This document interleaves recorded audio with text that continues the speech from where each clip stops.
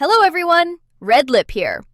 Las Vegas, the city where buffets once reigned supreme, where all you can eat wasn't just a meal, it was an experience worth flying across the country for. Today, we're diving deep into a legendary establishment that's seen both glory days and challenging transitions. The Bellagio Buffet.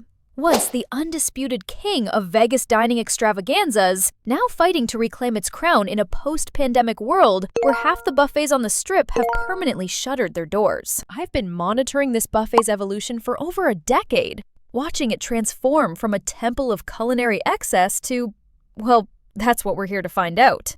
Will the $74.99 seafood dinner justify its premium price tag? Or has this once mighty institution become another cautionary tale of Vegas cutting corners while raising prices? We've eaten our way through every station, sampled every protein, and even stayed until closing to bring you the complete truth. So settle in as we uncover whether the Bellagio Buffet's seafood dinner is worth your hard-earned vacation dollars, or if you should steer your appetite elsewhere on the Strip. Walking through the Bellagio on a Sunday afternoon feels like stepping into a different era of Vegas luxury. The Omega Boutique gleams to your left. Rolex beckons from the right. This property still wears its crown jewels proudly, even if some of the shine has worn off. The crowds surge through the casino floor. That familiar energy of anticipation mixed with the subtle desperation that only Vegas can cultivate. But here's what strikes you immediately. The buffet line that once snaked through the corridors, forcing 2-hour waits during peak times, is conspicuously absent. Today, we walk straight up to the host stand. No reservation needed, no strategic timing required. Just an eerily quiet entrance to what was once Vegas's most coveted dining experience. The pricing structure tells its own story of adaptation and survival. Monday through Friday brunch runs $54.99, while weekends maintain the same price point, from 8 a.m. to 1 p.m. But here's where it gets interesting. The seafood dinner, running from 1 p.m. to 8 p.m., jumps to $74.99. That's a $20 premium for arriving just 30 minutes after the brunch cutoff. A Vegas pricing trick as old as the city itself, with military discount bringing the total to $73.14, plus $44.70 in comp dollars from my now dormant gambling account. The actual out-of-pocket drops to a more palatable $24.70. But let's be honest, most visitors won't have these advantages, making this a serious investment for the average family of 4. The transformation of service. Remember when buffets meant luxury service, where servers anticipated your beverage needs before your glass hit halfway? Those days have evaporated like water in the Mojave, replaced by self-service drink stations that would feel more at home in a roadside diner than a Bellagio establishment. The shift represents more than cost-cutting. It's a fundamental reimagining of what premium buffet means in modern Vegas. Yet, surprisingly, the remaining service staff demonstrate remarkable attentiveness, offering crab crackers unprompted and checking in with genuine concern for the dining experience. Navigating the culinary landscape. The buffet layout unfolds like a carefully orchestrated symphony, each station playing its part in the overall composition. Multiple islands dot the landscape, creating natural traffic flows that prevent the crushing bottlenecks of busier times. The opening movement begins with the cold preparations, a Mediterranean-inspired collection featuring hummus that's been whipped to silk-smooth perfection. The potato salad, while pedestrian in concept, shows unexpected finesse, with perfectly cooked potatoes that maintain their structure while absorbing the creamy dressing. The salad bar stretches before you with military precision, each component fresh and properly chilled. But it's the small touches that reveal attention to detail. The croutons still crisp, the dressings properly emulsified, the greens showing no signs of oxidation. Then comes an unexpected surprise. A legitimate poke station. Not some mainland interpretation, but properly marinated ahi with that distinctive sesame soy glaze that transports you straight to Honolulu. The soup selection. The soup stations deserve special mention, offering both comfort and sophistication. The New England clam chowder arrives thick with oceanic promise, chunks of tender clam meat swimming in cream that's been properly reduced, not thickened with excess flour. The texture hits that perfect balance, coating the spoon without becoming gluey, each sip delivering briny sweetness. Paired with oyster crackers that maintain their crunch even when submerged, it's an 8.5 out of 10 execution. The chicken noodle soup, however, takes an unexpected turn. What should be grandmother's comfort in a bowl instead carries mysterious Mexican spicing. Cilantro, perhaps? Or a hint of cumin that confuses the palate. It's not unpleasant, but it feels like a chef trying too hard to innovate where tradition would suffice. This cultural confusion earns a hesitant 7. Points deducted for identity crisis rather than execution. The miso soup stations stand ready with an army of bowls, though the soup itself plays it safe. Properly salted, with silken tofu cubes and wakame providing textural interest, but lacking the deep umami punch that separates good miso from transcendent. The beverage revolution. Here's where Bellagio shows unexpected innovation. The juice bar isn't just functional, it's genuinely exciting. Passion fruit juice with its perfect sweet-tart balance, mango nectar thick enough to coat the glass, fresh lemonade that actually tastes like someone squeezed lemons today. But the real stars are the Dole Whip variations, those frozen fruit concoctions that Disney made famous. The pineapple version delivers tropical paradise in a cup, while the mango iteration adds sophisticated depth with its creamy richness. These aren't afterthoughts, they're destination beverages, earning a solid 8.5, especially when mixed with Fanta for a complex flavor bomb. The combination creates layers of sweetness and acidity that dance across the palate, elevating simple soda into something approaching cocktail sophistication. The Carving Station Showcase. The Carving Station presents both triumph and tragedy in equal measure. Prime rib caps glisten with properly rendered fat, the meat showing that beautiful rosy interior that speaks of careful temperature control. The flavor delivers everything you want. Mineral-rich beefiness, properly seasoned crust, that melt-in-your-mouth texture from quality marbling. This earns a deserved 8.5, rivaling many steakhouse preparations at a fraction of the cost. The turkey, however, tells a different story entirely. Despite beautiful presentation with crispy skin that crackles with promise, the meat beneath has surrendered to the heat lamp's cruel embrace. Even generous ladlings of rich brown gravy can't resurrect what time has destroyed. The skin itself provides redemption, properly seasoned, crackling between teeth, delivering concentrated poultry flavor that reminds you what turkey should taste like. The pork belly arrives with visual drama, mahogany lacquer promising crispy perfection. But appearances deceive, as the meat proves tougher than expected, requiring genuine effort to chew through what should dissolve on the tongue. This disappointing execution earns a mere 4, a crushing blow for what could have been a standout dish.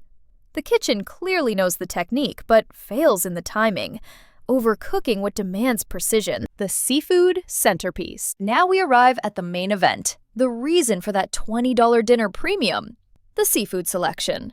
The snow crab legs present themselves in generous piles, properly steamed to maintain their delicate sweetness. The meat extracts cleanly when you've got the technique down, each piece delivering that distinctive maritime sweetness. Properly salted without overwhelming the natural flavor, though perhaps trending slightly toward the aggressive side of seasoning, the clarified butter stands ready. Liquid gold that needs no enhancement. Together, they achieve what every buffet crab leg dreams of: restaurant quality at volume pricing, earning a solid 8. But here's where nostalgia kicks in with brutal force. 5 years ago, these same stations would overflow with Alaskan king crab legs the size of baseball bats, free for the taking when snow crab supplies dwindled. I deliberately arrive an hour before closing, waiting for that magical moment when depleted snow crab triggered the release of king crab reserves. Those days have vanished. Another casualty of Vegas's relentless profit optimization. The crawfish from the seafood boil station provides unexpected delight. These Louisiana mudbugs arrive properly purged, swimming in butter-based sauce that captures the essence of a proper low-country boil. The seasoning hits every note: cayenne heat, garlic depth, herb brightness, creating complexity that elevates simple crustacean to memorable experience. This unexpected excellence earns 8.5. Proof that attention to detail still exists in pockets. The Asian influence. The hibachi station demonstrates competent wok-hei, that elusive breath of the wok that separates home cooking from restaurant mastery.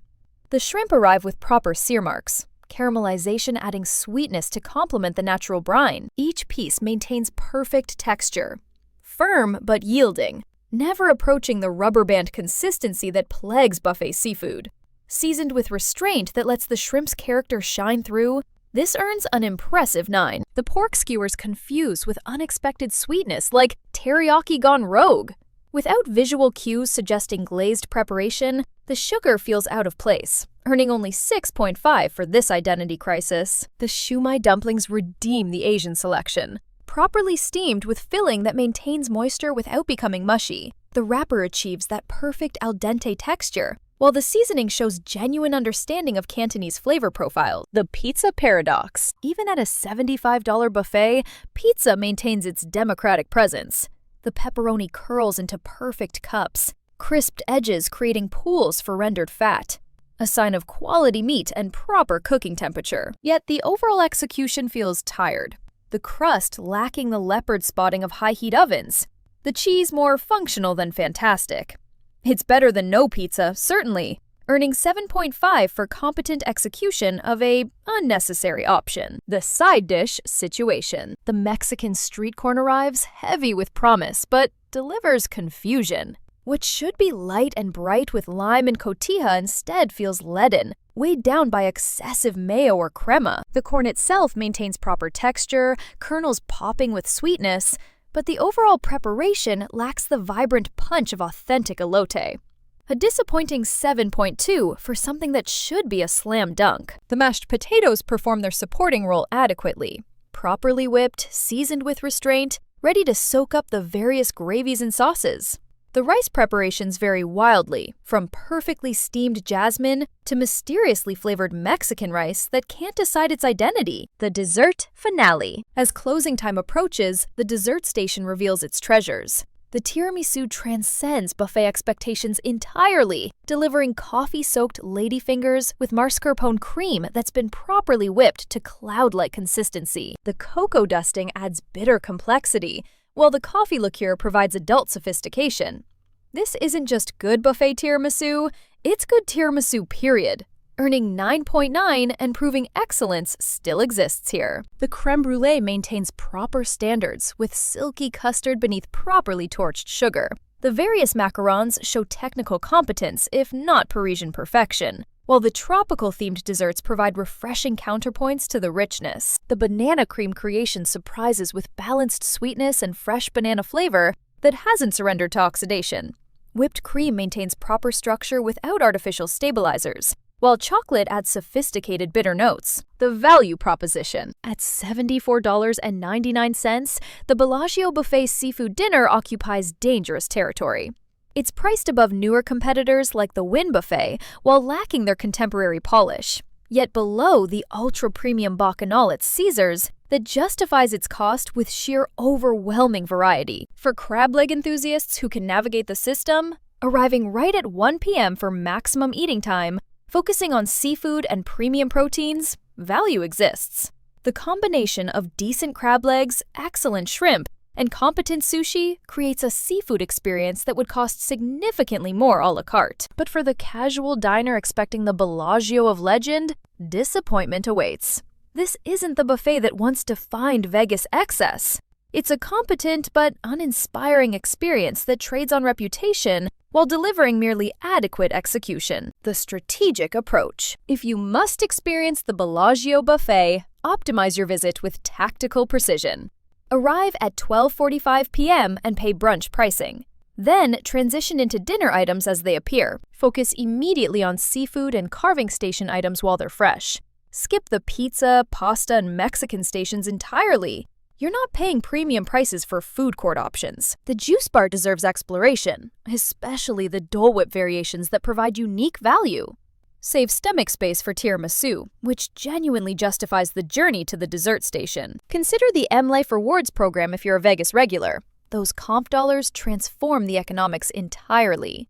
Military and Nevada resident discounts also significantly impact the value equation. The verdict. The Bellagio buffet exists now as a ghost of its former glory, haunted by memories of king crab abundance and proper service standards.